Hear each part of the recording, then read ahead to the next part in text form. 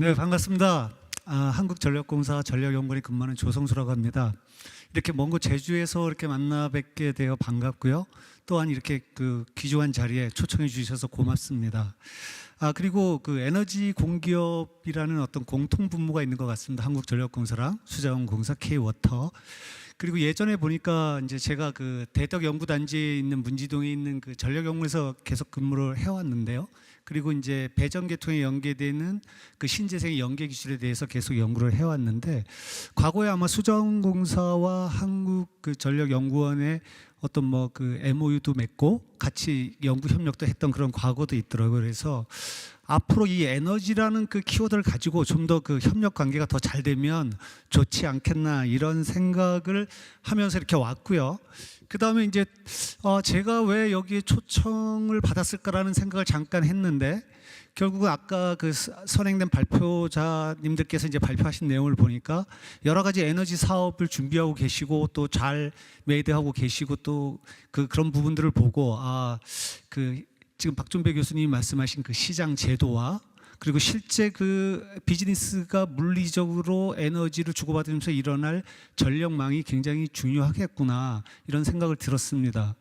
그리고 그 태양광, 특히 태양광 사업 쪽에 많이 그 진출해 있는 걸 보시고, 지금 사실은 그 태양광이 그 배전 계통의 전력 계통의 하나의 이슈 중에 하나거든요. 그래서 이러한 것들을 제가 좀 잘 설명드릴 수 있는 기회가 됐으면 좋겠습니다. 그래서 좀 발표 자료가 많기 때문에 전력 계통 이슈 부분은 제가 빠르게 짚어가고요.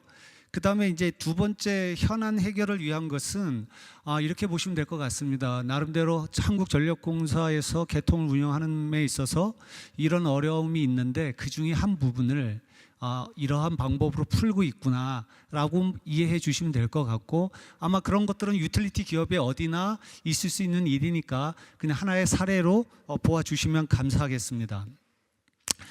먼저 그 에너지 전망을 좀 보여드리고 싶은데요.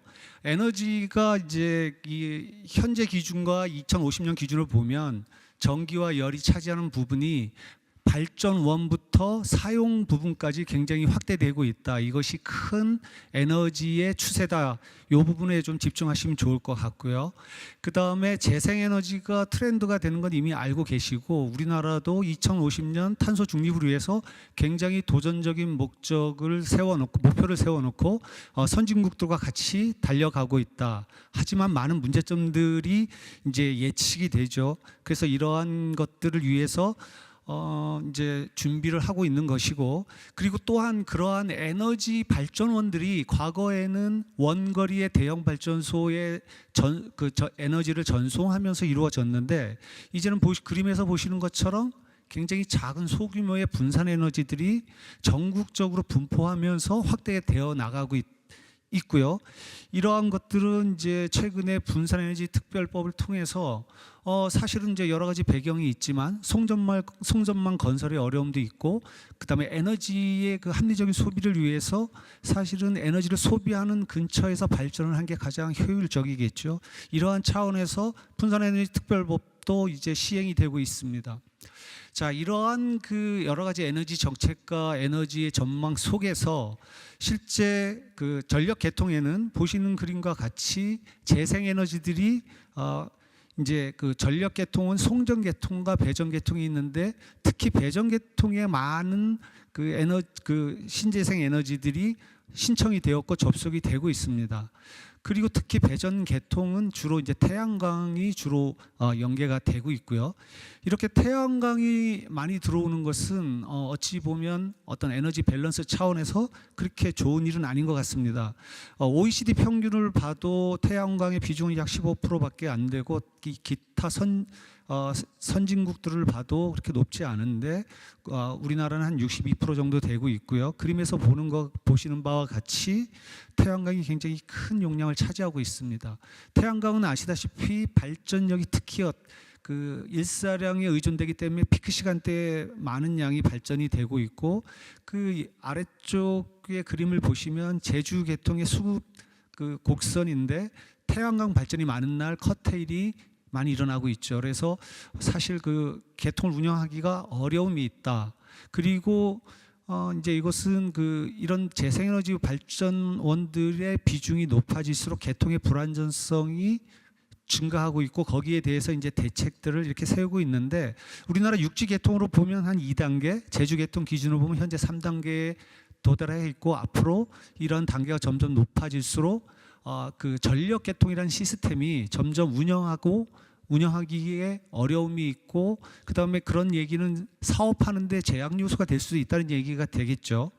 그리고 그 원자력 발전소는 우리가 흔히 알기로 기저 발전으로 거의 그 발전량을 조절하지 않는 출력을 감발하지 않는 그 경직성 발전원으로 알고 있는데 최근에 신재생 에너지 증가 때문에 원자력 발전소마저 출력 조정을 하고 있죠.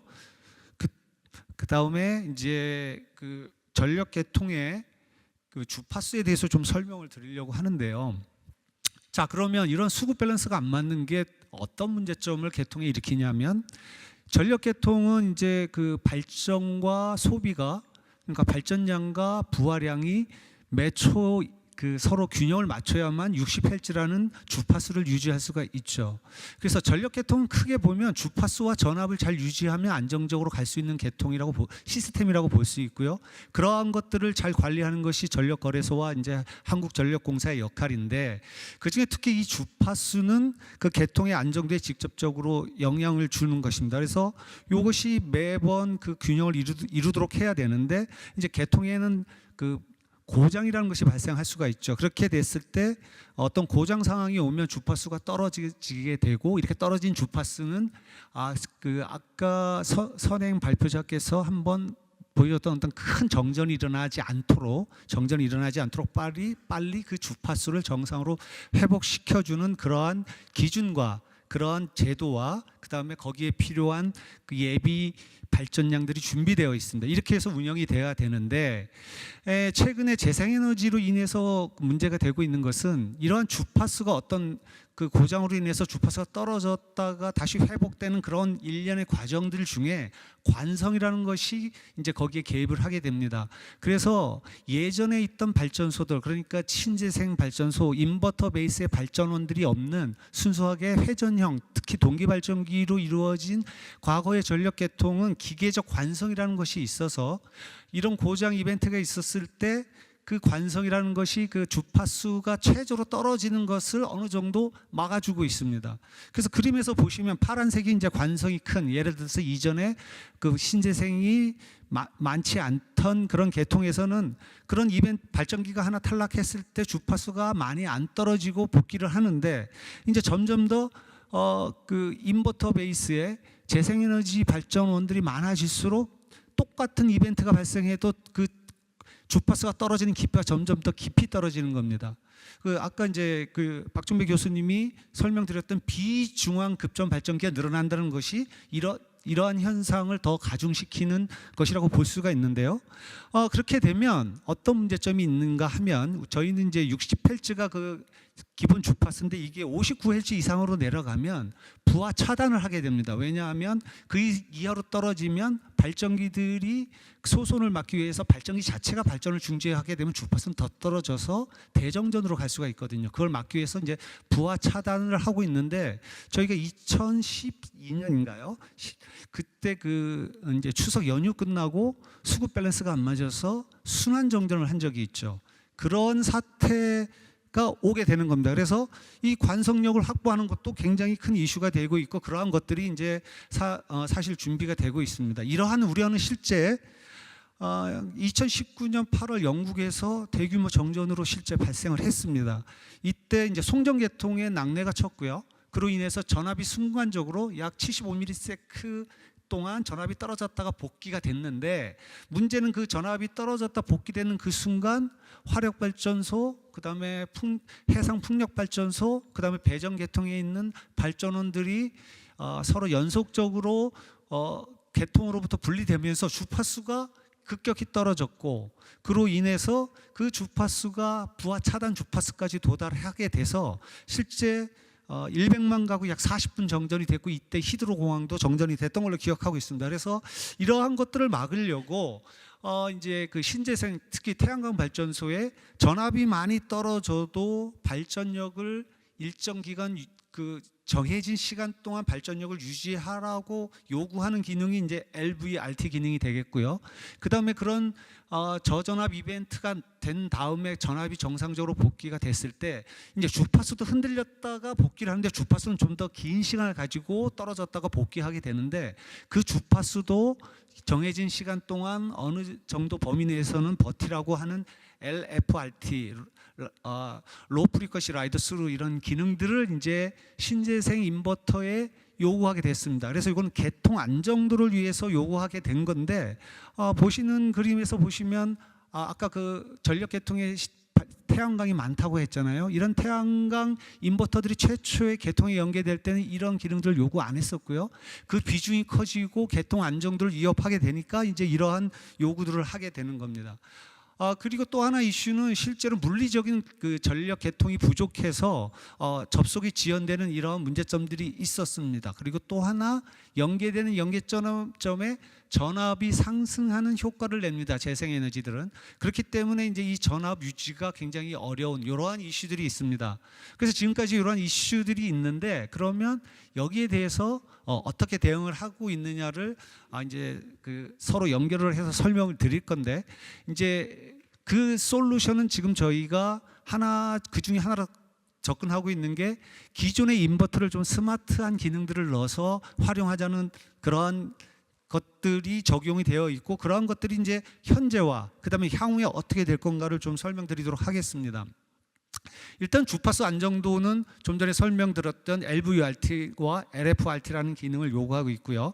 그 다음에 연계점의 전압 문제는 그 무효 전력을 이용해서 전압 상승을 억제시키는 그러한 기능들을 적용하고 있고, 그 다음에 접속 설비 부족 문제는 우리가 보통 파워 커테일먼트라 그러죠. 그 출력을 제한하는 방법을 통해서 접속 용량을 확대하고 있는데 그 출력 제한량을 많이 하면 안 되니까 적정한 양을 통해서 가장 많은 공공의 이익을 얻을 수 있는 방법을 찾고 있습니다.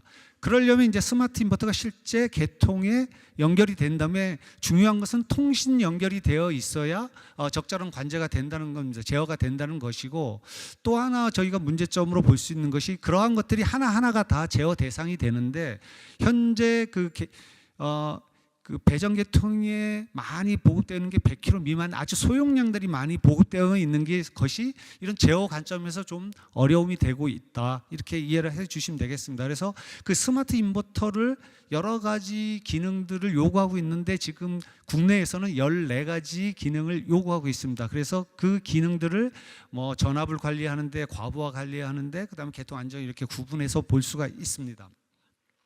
그래서 이런 자세한 기능을 제가 설명이 드리면 너무 시간이 많이 소요되기 때문에 이러한 기능들이 기존의 인버터가 같지는 않았지만 개통 안정도를 위해서 최근에 들어오는 인버터들은 이런 개통 운영을 지원하는 기능들을 요구하고 있고 그런 요구 조건이 만족돼야만 개통에 연계가 되고 있습니다. 그래서 이러한 인버터들이 들어오게 되면 이제 아까 설명드렸던 그런 계통의 고장이 있었을 때 대응하기가 쉽다, 이렇게 볼 수가 있고요.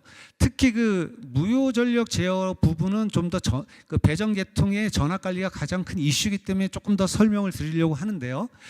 무슨 뜻이 되냐면, 자, 기본적으로 전압을 상승시키는 그 원인은 뭐냐면 유효 전력, 즉 발전량의 증가량이 되겠습니다. 발전량이 증가할수록 연계점의 전압이 올라가게 됩니다. 특히 그 계통의 임피던스가 클수록, 다시 말해서 변전소에서 멀수록 동일한 발전량이 개통에 주입이 돼도 전압이 많이 올라가게 되는데, 그러면 근본적으로 전압을 많이 올리는 유효 발전량을 줄이면 되잖아요. 근데 그렇게 되면 실제로 발전 사업자 하는 사람한테서는 발전량 매출이 줄어드는 효과가 있기 때문에 반겨하지 않는 방법이 되겠죠. 그래서 매출에 영향을 주지 않는 무효 전력을 제어해서 전압을 올리거나 낮출 수가 있는데, 낮추는 쪽에 우리가 좀 더 자세히 말하면 지상무효 전력을 가지고 전압을 낮추고 있습니다. 그래서 그러한 것들이 이제 그 기술적으로 구현된 게 스마트 인버터라고 보시면 되는데, 최근에 분특법이 나오면서 또 하나 이슈가 나온 게, 전기 사업부 보면 전압을 단상은 6%, 삼상은 10% 전압 그 유지 범위가 서로 달리 적용이 되고 있습니다. 그런데 이렇게 되면 단상 발전 사업자는 전압이 6%만 초과가 돼도 인버터가 개통으로부터 분리가 돼야 되는 문제가 생겨서, 그럼 단상 발전 사업자와 삼상 발전 사업자를 서로 차별하게 되는 그러한 결과를 초래하기 때문에, 그거는 분특법에서 서로 사업자를 차별하면 안 된다고 되었기 때문에, 우리가 전기사업법에서 이렇게 서로 그 성간전압과 상전압은 사실은 같은 전압이거든요. 이거 차별화하는 것을 없애야 되겠다, 이런 생각들을 하고 있습니다. 그리고 이제 마지막으로 제가 설명을 드릴 것은, 이제 커테일을 통해서 이제 접속 설비의 부족 문제를 해결하려고 하는데, 기본 아이디어는 이겁니다. 일단은 그 실제 개통에서 수용할 수 있는 용량보다 많은 용량을 개통에 연결을 시켜놓고 하루 전에 예측을 합니다. 예측을 해서 그 다음 날 그 과부하가 될 것 같으면 최대 발전량을 제한시키는 방법을 쓰고 있고, 그것은 피크가 아주 단시간에 걸리기 때문에 가능한 한 많은 사업자들이 적은 양을 커테일해서 많은 사업자들이 사업 기회를 갖고자 하는 그런 아이디어가 되겠고요. 그건 우리가 그 고속도로에서 전용 차로를 통해서 대중교통을 더 원활하게 하는 그런 방법과 유사하다고 보시면 되겠습니다. 그래서 이 예측 기술이 굉장히 중요한데요. 이 예측은 이제 태양광과 풍력을 예측하는 기술인데, 저희가 그 단순히 우리가 알고 있는 머신러닝 기술로 예측을 했을 때 그 정확도를 살펴봤고, 그 다음에 과거 이력 데이터를 참고해서 했을 때를 살펴보았더니, 이력 데이터까지 같이 했을 때 예측 정확도가 높아지더라, 이러한 결과를 얻게 돼서, 이 두 가지를 저희가 결합해서 쓰면 그 예측을 통해서 굉장히 적은 양을 커테일함으로써 많은 설비들을 전력 개통에서 수용할 수 있는 그러한 기술들을 적용했을 때 알게 되었습니다. 그래서 그것을 우리가 이제 유연 접속 제도라고 하고 있고요. 실제로 이제 스마트 인버터들은 우리 테스트를 해보니 적정한 시간에 출력량을 얼마로 내라고 통신만 연결되어 있으면 적절히 제어가 잘 되는 것이 확인이 되었고요. 그래서 그렇다면 이제 중요한 것은 도대체 얼마만큼을 출력 제한을 하면서 그러한 제도를 운영할 건가가 사실은 사업자들한테 굉장히 중요한 이슈가 됩니다. 그래서 오른쪽에 보시는 히스토그램은 뭐냐면, 실제 태양광 발전소가 1년 동안 발전한 양을 각 그 출력량대로 히스토그램을 그려본 겁니다. 그래서 보시면 90에서 100%는 약 0.1%, 80에서 90%는 약 1.4%, 이렇게 작은 양만이 실제 그 피크의 그 설비의 전격 용량에 가까운 출력을 내고 있다. 그래서 이 말을 거꾸로 다시 한번 생각을 해보면, 실제로 약 2.5% 연간 발전량의 2.5%만 커테일을 하면 실제 설비 용량보다 약 30% 정도의 그 설비를 더 연계시킬 수 있다, 이렇게 볼 수가 있습니다. 그렇게 되면 실제로 3% 정도는 100kW 발전소 기준으로는 1년에 한 45만 원 정도 되는, 그 정도 되는 그 이제 발전 요금이 되겠습니다. 그래서 그러한 부분을 금액이 그렇게 크지 않으니까, 이러한 금액들을 어떻게 우리가 합리적으로 보상할 건가는 사실은 시장 제도나 이런 걸 통해서 찾으면 될 것 같고요. 그 대신 이렇게 작은 양만 우리가 줄여줘도 30%라는 많은 다른 사업자들이 많은 설비 용량이 개통에 연계되어서 그 발전 산업을 영위할 수 있다는 기회가 제공되기 때문에, 이 부분은 시장 제도와 그 다음에 그 기술, 운영 기술이 서로 잘 결합이 되면 이 분산 자원을 이용한 그 사업을 좀 더 활성화하는 데 좋은 기술이 되리라고 봅니다. 그래서 결론적으로 말씀드리면, 앞으로 그 모든 그 발전원들이 잘 감시가 되고 잘 운영이 되고, 그 다음에 합리적인 방법으로 개통의 안정도를 유지해 주면, 그 분산 전원을 이용한 그 발전 사업이 좀 더 활성화될 수 있으리라고 봅니다. 그러기 위해서는 개통은 유연성을 확보하고 시장 제도는 좀 더 그런 그 유연한 개통을 운영할 수 있는 제도적 뒷받침을 하면 될 것 같고요. 그 일환으로 지금 저희 한전에서는 스마트 인버터 보급을 통해서 그 개통의 유연성 확보를 위해 노력하고 있습니다. 네, 이상 제가 준비된 시간 동안 준비한 발표를 마치도록 하겠습니다.